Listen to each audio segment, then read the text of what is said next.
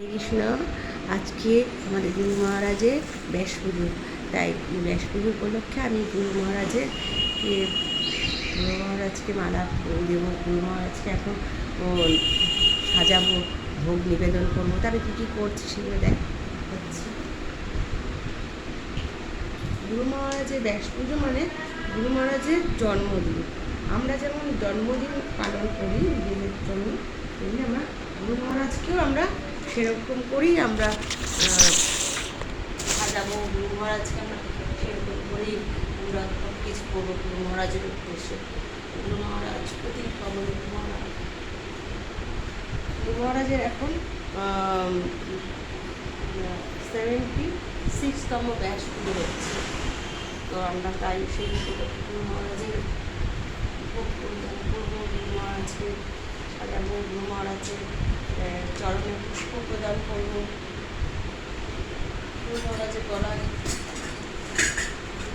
গলায় এই মালাটা দেবো। গুরু মহারাজকে পুষ্প প্রদান করবো।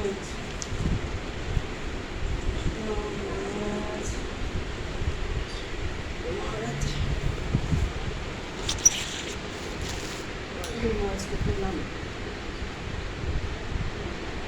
প্রতি পাবন গুরু মহারাজ জল জগৎকে খারাপ করে গুরু মহারাজকে এবারে আমি প্রসাদ ভগবানকে আমি প্রসাদ দিয়েছি। আমি প্রসাদ দিয়েছি প্রথমে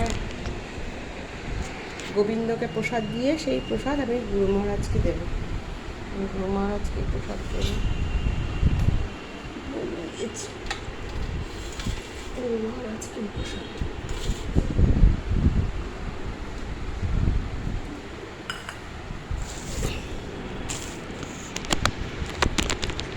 মহারাজের প্রসাদ নিবেদন করছি।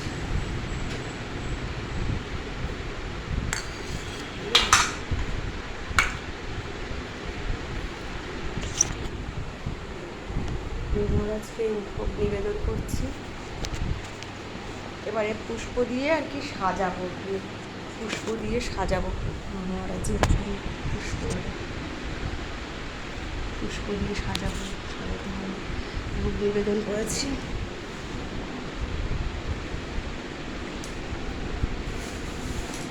এবার পুষ্প অর্পণ করবো। গুরু মহারাজ, জয় প্রদর্শন গুরু মহারাজ, এই গুরু মহারাজ।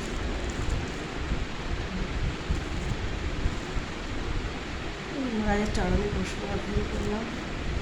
এবার গুরু মহারাজের পুষ্প দিয়ে সাজিয়ে দিচ্ছি গুরু মহারাজকে আমি আজকে গুরু মহারাজের জন্য কী কী রান্না করলাম সেটা বলি একটু। আমি গুরু মহারাজের জন্য ডাটার তরকারি বানিয়েছি। এখানে শুক্তো উচ্ছের তরকারি বানিয়েছি। আর এটা হচ্ছে পটলের একটা দোরমা, পটল কারি। আর দিয়েছি ফল, 5 রকমের ফল দিয়েছি। আর মিষ্টি দিতে হবে ভগবান, দই মিষ্টি দিয়ে ভগবানকে সেবা দিচ্ছি। তো আজকে গুরু মহারাজকে আমি এইভাবেই পুজো করছি। আজকে আমি 12টা অবধি উপোস করেছি। হরে কৃষ্ণ।